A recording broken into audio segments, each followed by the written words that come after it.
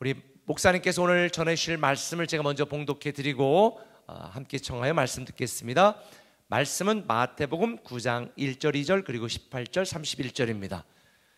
제가 먼저 읽습니다. 예수께서 배에 오르사 건너가 본 동네에 이르시니 침상에 누운 중풍병자를 사람들이 데리고 오거늘 예수께서 그들의 믿음을 보시고 중풍병자에게 이르시되 작은 자야 안심하라 내 죄사함을 받았느니라.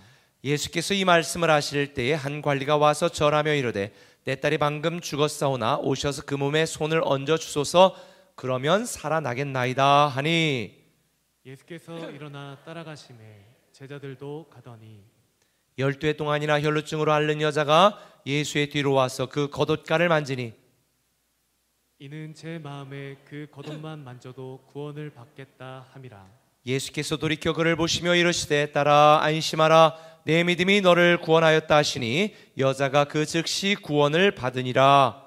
예수께서 그 관리의 집에 가사 피리 부는 자들과 떠드는 무리를 보시고 이르시되 물러가라 이 소녀가 죽은 것이 아니라 잔다 하시니 그들이 비웃더라. 무리를 내보낸 후에 예수께서 들어가사 소녀의 손을 잡으심에 일어나는지라. 그 소문이 그 온 땅에 퍼지더라.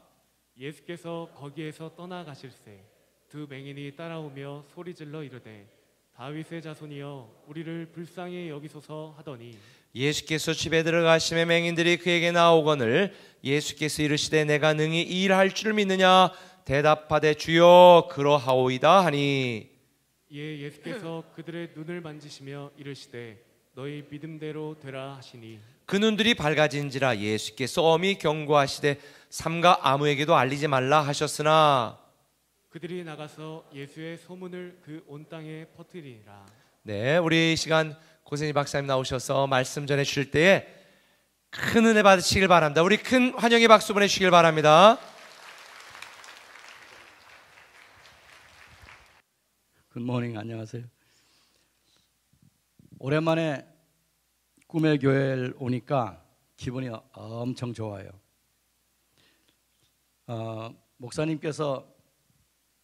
대표 목사님께서 우리가 그 전에 발굴하던 얘기를 이스라엘에서 고고학 유적을 발굴하던 얘기를 하시니까 갑자기 제가 젊어진 기분이에요. 우리 옛날로 다시 돌아갈 수 있으면 얼마나 좋겠습니까, 목사님?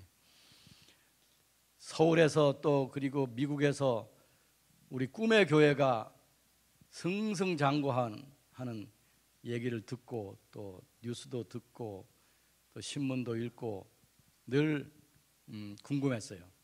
어떻게 지내시나. 근데 어제 와보니까 우리 안중모 목사님께서는 난 연세가 많으셔가지고 이제는 이렇게 이러실 줄 알았더니 그게 아니고 뭐 얼마나 쌩쌩하신지 또 말씀을 얼마나 빠르게 하시는지 제가 따라잡기가 힘들더라고요. 안희묵 목사님께서는 이 한강 이남에서 이 사역을 획기적으로 정말 놀라운 전도가 안 되는 이 시대에 하나님의 나라를 확장하는데 챔피언이 되셨어요. 다 이게 신앙의 뿌리가 있는 교회는 역시 달라요. 여러분과 목사님들이 함께 힘을 합쳐서 하나님의 나라의 역사하시는 것을 보고 하나님께 감사드리고 여러분의 노고에 대해서 치하하는 바입니다. 앞으로도 점점 신앙생활하기 힘든 이 시대에 여러분이 하나님 앞에 기쁨을 드리는 교회로 확장해 나가기를 축원합니다. 저한테 주어진 시간이 짧아요. 여러분 집에 빨리 가기 원하시나 봐요. 그래서 우선 기도하겠습니다. 여호와 하나님 아버지, 하나님께서 사랑하고 하나님께서 눈동자처럼 보호하시는 이 귀한 꿈의 교회, 어리석은 종이 다시 와서 강단에 섰습니다.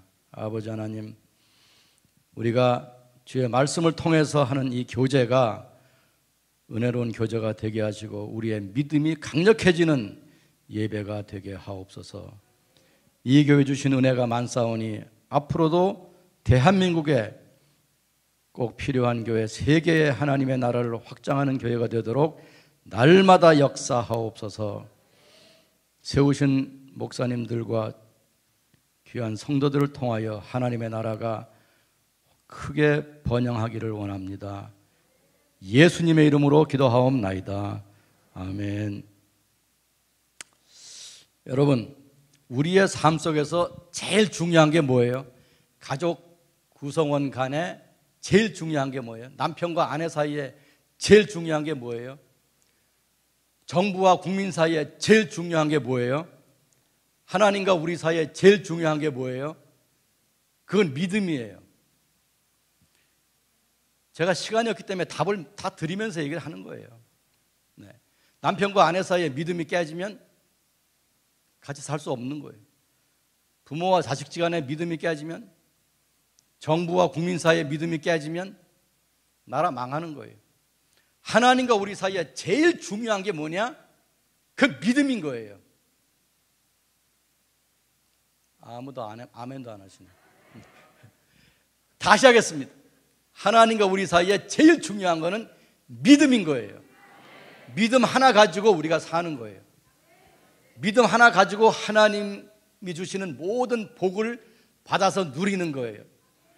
일생 동안 우리가 가진 것이 없어도 믿음 있으면 그것으로 우리는 필요한 것을 다 하나님에게서 받아서 누리면서 승리하는 삶을 살 수가 있는 거예요. 이 꿈의 교회가 지금 이렇게 멋진 교회가 되고 한국에서 칭찬받는 교회가 된 것은 믿음 하나로 된 거예요. 그것은 이 교회 역대 모든 교역자들과 성도들의 믿음으로 이렇게 된 것입니다. 믿음이 없으면 우리는 하나님을 기쁘시게 할 수 없다고 히브리서 11장 6절은 말하고 있습니다. 믿음이 있으면 하나님이 기뻐하시는 거예요. 지금 점점 믿음을 지키기 어려운 시대예요. 그래서 저는 이 시대를 신앙투쟁의 시대, 신앙투쟁, 신앙을 확실하게 붙잡고 신앙을 지키기 위해서 투쟁해야 되는 시대라고 말하고 있습니다. 여러분, 지금 코로나 바이러스 사태가 벌어지고 나서 한국교회가 얼마나 강력한 도전을 받고 있습니까? 성도들이 얼마나 신앙생활 하기에 어려운 시대가 됐습니까?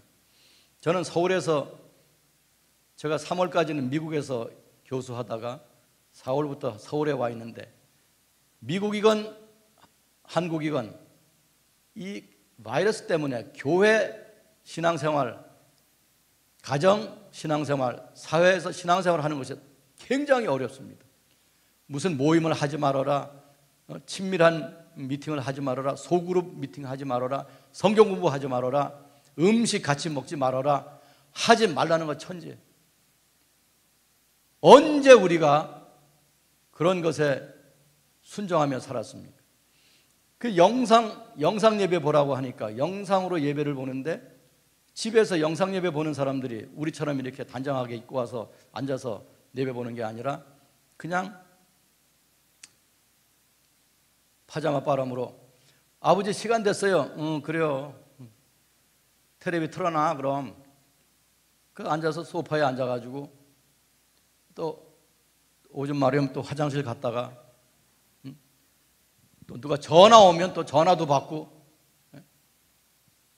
이래가지고 무슨 예배가 되겠냐고. 여러분 만약에 영상으로 예배 본다고는 집에서 본다 그러면 교회에서 보는 거 똑같이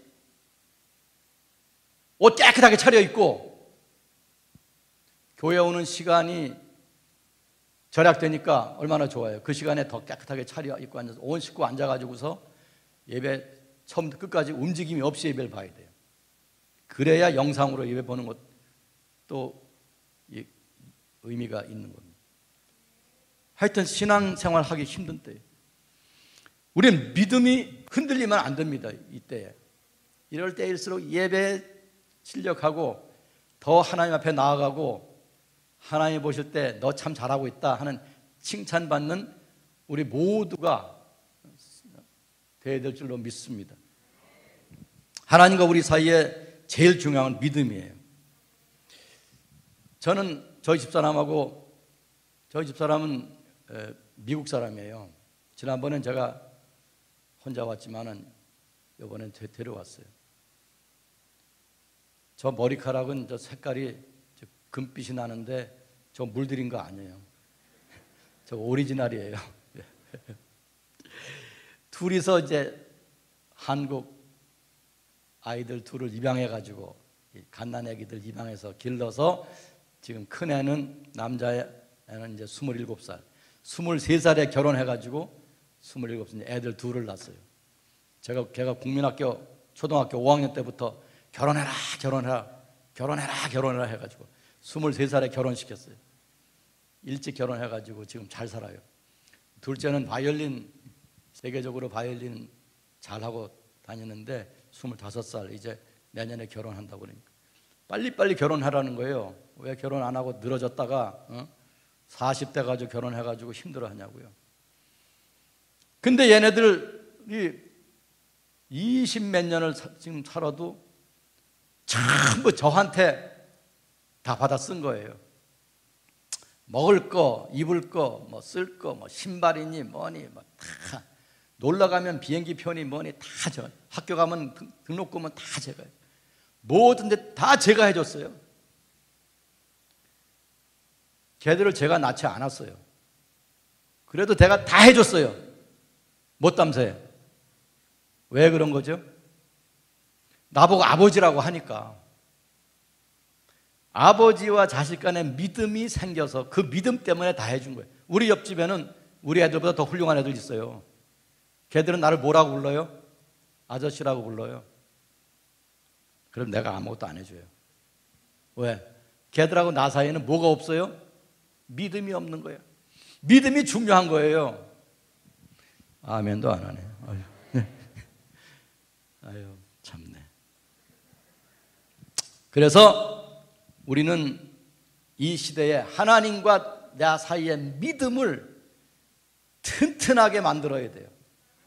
흔들림이 없어야 돼요.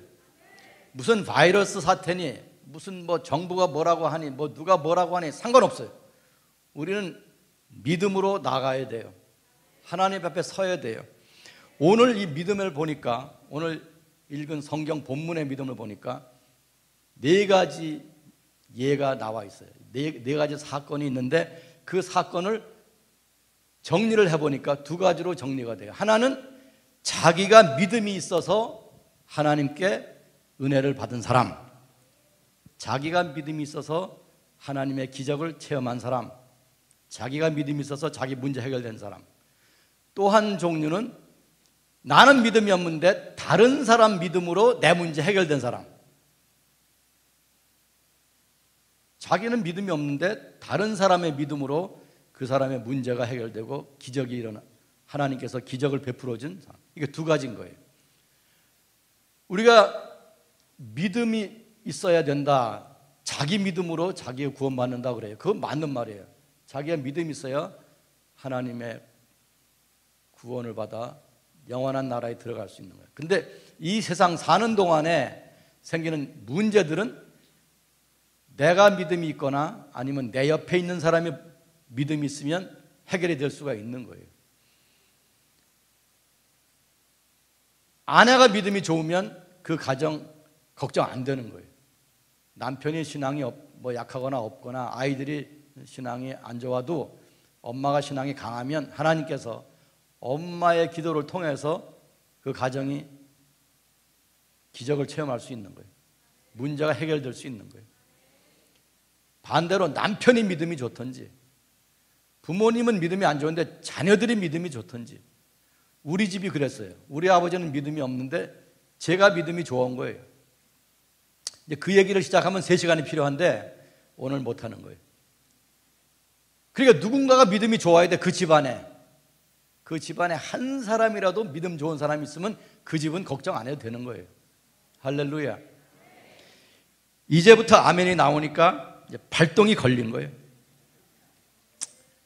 여기 보면 이 혈루증 걸린 여자, 뭐 여러분 잘 아니까 설명이 필요 없죠. 그 다음에 눈이 시각장애인 이 두 사람 다 자기 믿음으로 예수님 앞에 와서 고침을 받은 거예요. 근데 여기 중풍병자는 이 어린 남자아이인데 믿음이 있는지 없는지 알 수가 없고 자기는 움직일 수도 없어요. 그래서 다른 사람들이 뭐 식구인지 뭐 동네 사람인지 모르지만 들것에다가 얘를 싣고 와가지고 들고 와서 예수님 앞에 내려놓은 거예요.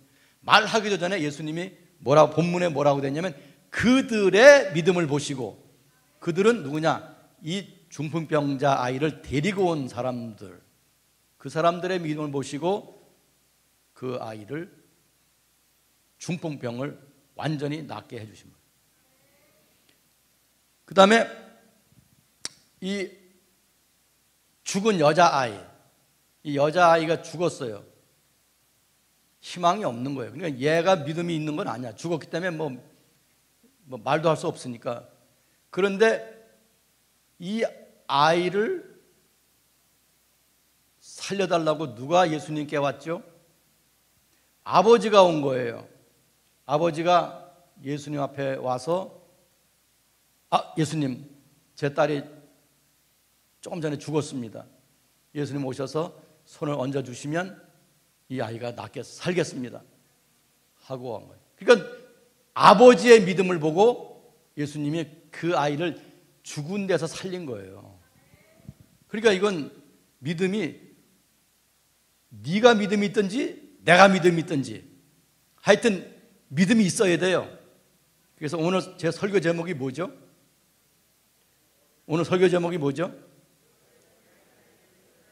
나와 너의 믿음이 아니고, 우리가 그렇게 하면 얼마나 좋겠어요.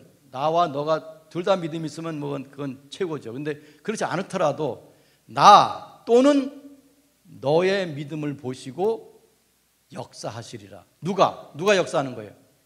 하나님이 역사하시는 거예요. 나 또는 너의 믿음을 보시고 하나님께서 역사하시는 거예요. 그래서 이제 이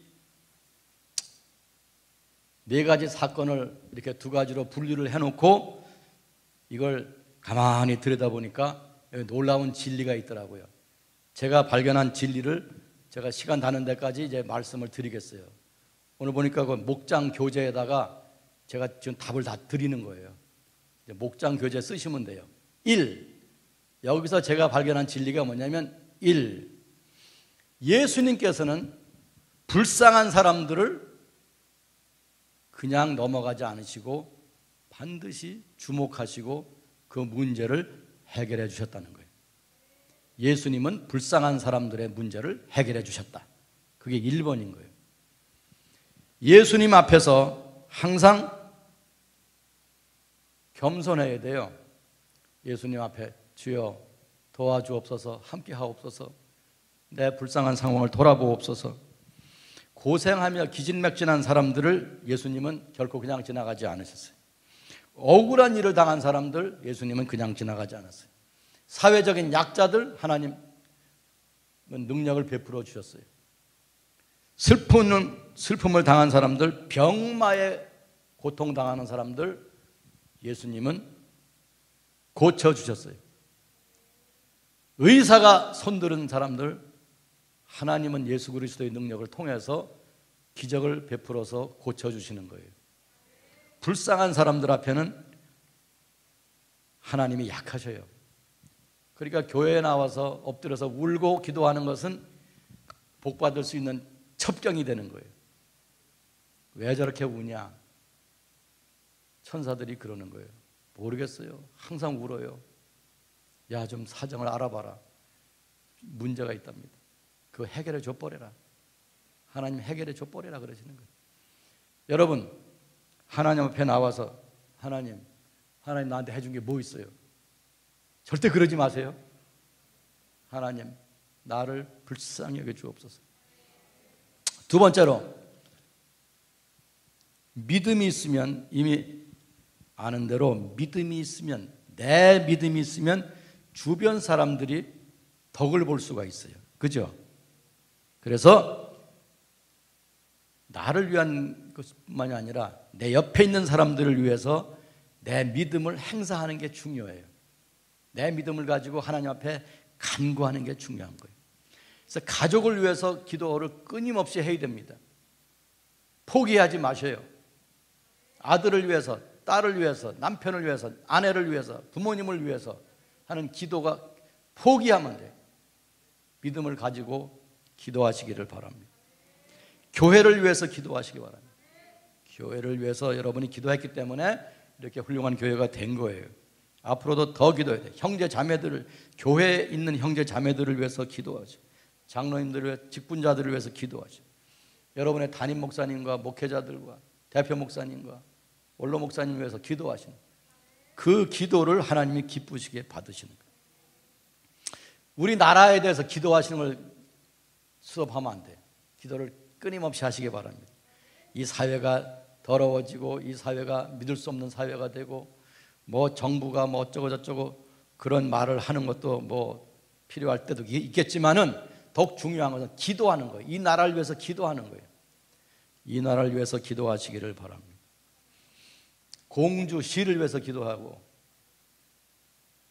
그 다음에 더 중요한 것은 믿지 않는 사람들을 위해서 기도하고, 구원을 받아야 될 사람들이 있는데 그들을 위해서 기도하시기 바랍니다. 여러분 기도 제목에 누구를 위한, 내 친구 누구를 위한 이름을 적어놓고 기도하는 사람, 그건 잘하시는 거예요. 하나님이 기뻐하시는 일이에요. 기도에 쉼이 없기를 바랍니다.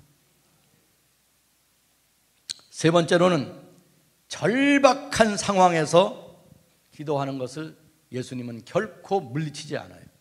절박해야 됩니다, 여러분. 여러분 믿음이, 우리 믿음이 절박한 믿음이 되어야 돼요. 하나님 앞에 나와서 기도할 때 그냥 캐주얼하게, 요새 뭐 속말로 캐주얼하게 하나님 뭐 고쳐주시려면 고쳐주시고 뭐 혹시 해 주실 수 있으면 해 주세요, 이렇게 하면은 기적이 일어날까 안 일어날까요? 안 일어납니다. 절박하게 부르짖어야 됩니다. 여기 12해를 혈루증을 앓던 여자는 얼마나 절박했겠어요. 매일 몸에서 피가 나는데, 12년을 피가 나는데, 의사가 소용이 없는데, 약이 소용이 없는데, 앞으로 인생이 불투명한데 얼마나 절박했겠어요. 그 사람이 예수님 앞에 올 때 그 절박성을 여러분 한번 생각해 보시기 바랍니다. 이 시각장애인들, 눈이 안 보이는 이 사람들 얼마나 절박했겠습니까, 여러분? 가다가 부딪히고, 어디 집에 가다가 개한테 물리고, 사람들한테 욕먹고, 그리고 길에 가다가 시궁창에 빠지고, 얼마나 힘들었겠어요, 여러분? 이 절박했기 때문에 예수님 앞에 주여 우리의 눈을 고쳐주옵소서, 그 한마디가 얼마나 절박했겠어요. 여러분 기도가 절박해야 돼요. 기도를 뭐 소풍 가듯이 하면 안 돼요. 중풍병자, 이 어린 남자아이가, 앞길이 9만리 같은지 1000만리 같은 이 남자아이가 누워서 있어, 중풍병으로 덜덜 떨고 있는데 이 아이는 얼마나 절박했겠어요. 친구들 같이 놀지도 못하고. 이 부모님은 얼마나 절박했겠어요. 친구들은 걔를 볼 때 얼마나 절박했겠어요. 옆에 있는 동네 사람들은 얼마나 절박했겠어요. 그를 절박했기 때문에 안 되겠다, 우리가 너를 예수님에게 데리고 가야 되겠다 하고 데리고 온 거거든요. 그 절박한 심정을 가져야 하나님의 기적이 일어나는 거예요. 그 믿음이 있어야 절박한 마음이 일어나는 거예요. 아, 고쳐주실 거다라는 그 믿음이 있어야 절박한 마음이 효과를 보는 것이에요. 그 사랑하는 딸이 죽은 아버지, 이 귀엽고 자롱 부리던 딸이 무슨 이유죠? 하루아침에 죽어버렸어요. 이 딸을 바라보는 아버지의 마음이 얼마나 절박했겠어요, 여러분. 예수님 앞에 와가지고 이 사람이 엎드려서 주여 내 딸을 살려주십시오, 이 절박한 마음. 근데 여기서 중요한 게 뭐냐면 여기 엄마가 오지 않았다는 사실이에요. 엄마가 왔다는 게 아니에요. 아버지가 왔다는 거야, 이거. 여러분들 아버지가 얼마나 중요한지 아냐고요. 우리나라는 맨날 엄마만, 모든 노래가 다 엄마를 위한 노래만 있고, 어머니 날 먹다. 아버지 날이 없는 나라가 대한민국이에요. 미국은 아버지 날 따로 있어요.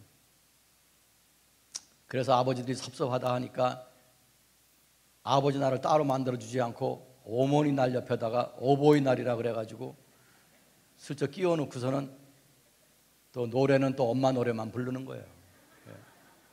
카네이션도 엄마한테 먼저 달아주고. 뭐냐고 이게 도대체요. 근데 여기 보니까 아버지가 이 딸을 살린 거예요. 할렐루야. 여러분 오늘 집에 가서 아버지들한테 잘하시기 바랍니다. 아빠한테 전화하시기 바랍니다. 아빠 고마워. 여기 아버지들 힘내시기 바랍니다. 아버지들한테 박수 한번.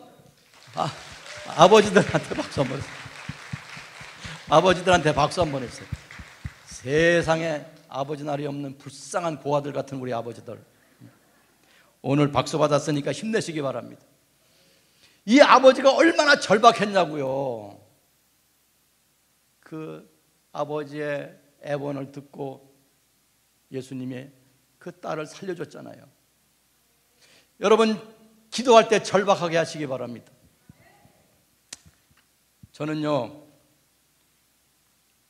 이 책은 안중모 목사님께서 40년 목회하시고 난 그 회고록이에요. 벼랑 끝에서 누린 은혜라는 제목이에요. 책이 짧아요. 250페이지밖에 안 돼.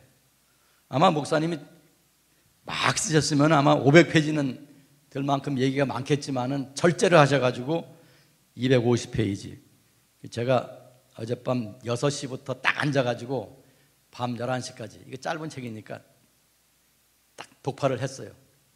다 읽고 너무 은혜가 되는 거예요. 감동을 받은 거예요. 근데 이 중에서 제가 여러분에 꼭 읽어드리고 싶은, 제가 준비한 설교하고 딱 들어맞는 얘기가 있어요. 목사님이 30대 젊은 전도사였을 때 이 목회를 하는데 얼마나 힘들었는지, 목사님이 월천교회라고 하는 교회에서 전도사 생활을 시작했는데 교회 문제가 많은 거예요. 그래서 목사님이 하나님 앞에 부르짖은 거예요. 하나님, 나는 하나님을 만나야 되겠습니다. 내가 만나야 이게 목회가 되지. 하나님이 누군지도 모르고 무슨 목회를 어떻게 합니까? 그래서 산에 올라가서 또 교회에서 하루에 6시간씩 부르짖었다는 거예요.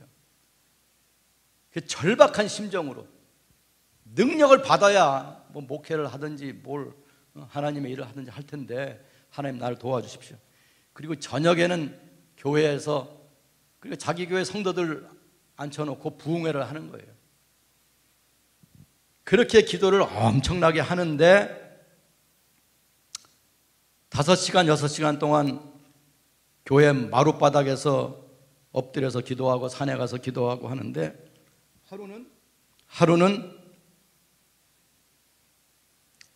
이런 일이 벌어진 거예요. 이건 이제 제 얘기가 아니에요.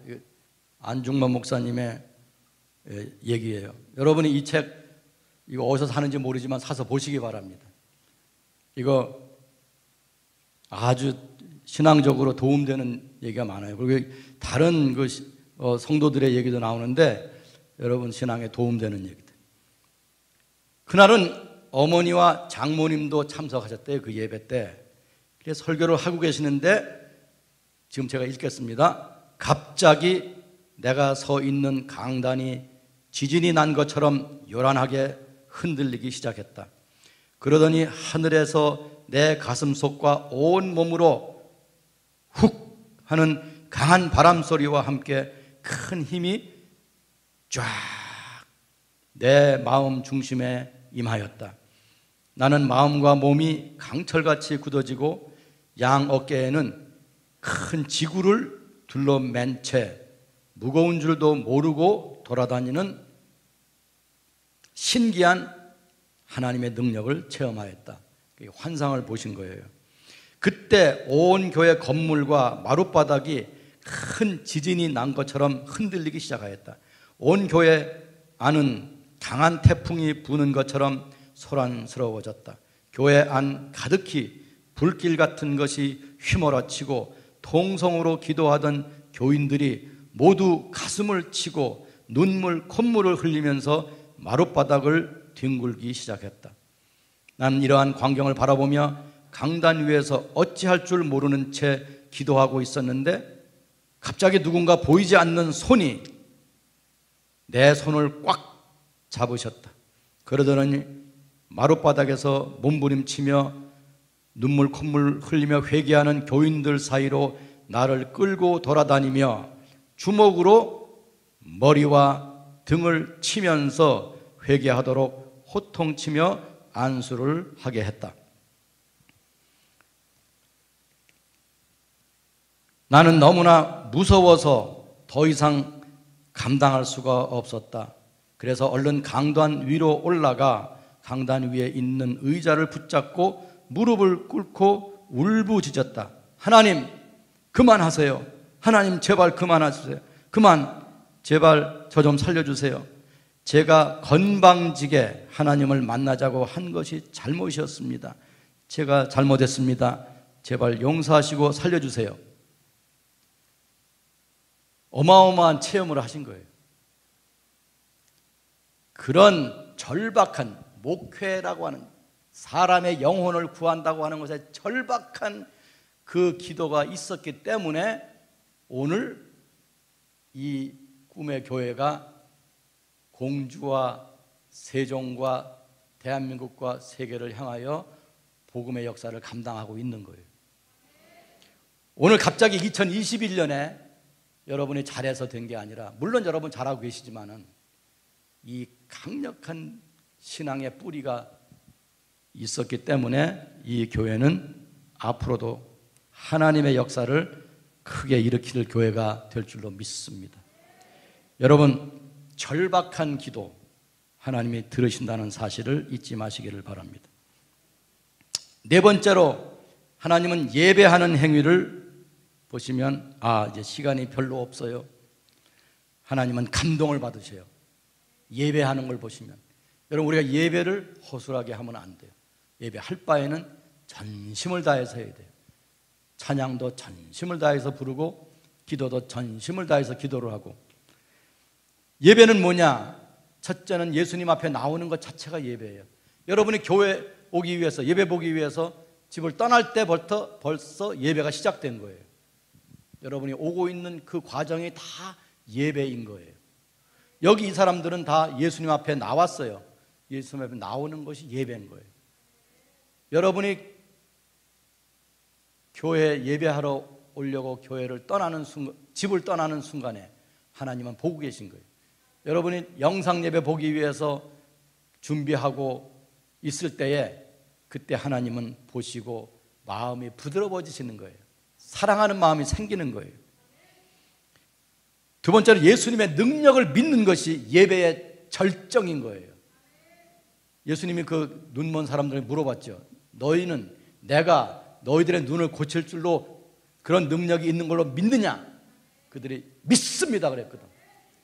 예수님에게 그 능력이 있는 것을 믿는 것이 예배의 절정인 거예요. 여러분, 매번 예배 나올 때 하나님의 능력을 믿으시기 바랍니다. 그냥 와서 멍 있지 말고 하나님의 능력을 믿기를 바랍니다. 그리고 하나님 앞에 엎어져서, 이 아버지, 이 딸이 죽은 아버지는 하나님, 예수님 앞에 나와서 엎드러졌어요. 그 엎어지는 것 자체가, 여기는 성경에 절했다고 되어 있는데 그 번역이 약해. 여기는 엎드리는 거예요. 그건 하나님을 예배하는 자세인 거예요. 우리는 지금 의자 놓고 하지만 옛날에는 이제 의자 없었잖아요. 하나님 앞에 엎드리는 그 자세가 예배하는 자세거든요. 항상 하나님 앞에 엎드리는 자세, 그 자세가 좋은 거예요. 그 자세를 보고 하나님께서 놀라운 사랑을 베풀어 주신 거예요. 시간이 없기 때문에 마지막 다섯 번째로, 예수님께서 여기서 기적을 베푼 것은 모두 젊은 사람들이에요. 늙은 사람한테 할머니나 할아버지를 살린 게 아니에요. 왜? 할머니나 할아버지 살려놔봐야 또 뭐 어떻게 되는 거예요? 또 죽어. 아니면 또 다른 문제가 많아. 뭐 다른 기관이 고장나고 계속 수리하다 세월 다 가요. 여러분, 연세든 분은 나 신경질 내지 마세요. 나도 지금 나이가 많아요. 여기서 예수님이 살려준 사람, 혈루증 같은 여자, 이 젊은 여자예요. 왜? 달손님을 하고 있기 때문에. 시력을 잃어버린 두 남자들, 이 사람들도 늙은이가 아니에요. 시력이 바로 회복됐다고 하잖아요. 나이가 많은 사람들 같았으면은 눈을 뜨긴 떴는데 뭐가 희미하게 보이더라 이렇게 나왔을 텐데, 여기는 눈이 밝아졌다 그러거든요. 젊은 사람이니까 눈이 금방 회복되는 거예요. 여기에 중풍병자는 어린 남자아이였어요. 예수님이 소자야 그랬거든요. 젊은 남자아이였어요. 죽었던 이 여자아이는 여기 여자아이라고 나와 있어요. 다 어린 사람들, 젊은 사람을 예수님이 살린 거예요. 여러분, 그렇기 때문에 우리는 신앙적으로 젊어야 돼요. 하나님이 여러분에게 은혜를 베풀어 주려면은 여러분이 신앙적으로 뒤로 물러서고, 나는 나이가 들었다고 하고 주저앉고 무슨 일을 할 때도 딴전 부리고 그러면 안 되는 겁니다. 주님의 일이라고 하면 젊은 사람처럼 앞으로 나서고, 여기는 꿈을 꾸는 교회니까 비전을 가지고 나서고 내가 하겠다고 하고 주여 나에게 맡기십시오 이렇게 나서야 되는 거예요. 신앙적으로 젊기를 바랍니다. 육체적으로는 지금 우리가 100살을 사니까 뭐 옛날처럼 그렇게 늙은 사람이 많지 않아요. 그러나 신앙적으로 늙으면 안 돼요. 벤자민 프랭클린이 그런 말 했습니다. 사람들이 대개 25살에 죽어버린다. 다만 장례식을 50년 후에 할 뿐이다. 우리가 육체는 살아있어도 마음이 늙어버리고 죽으면 안 되는 것입니다. 신앙이 젊은 분이 되기를 바랍니다. 여러분의 젊은 신앙에 하나님께서 능력을 베풀어 주실 것입니다.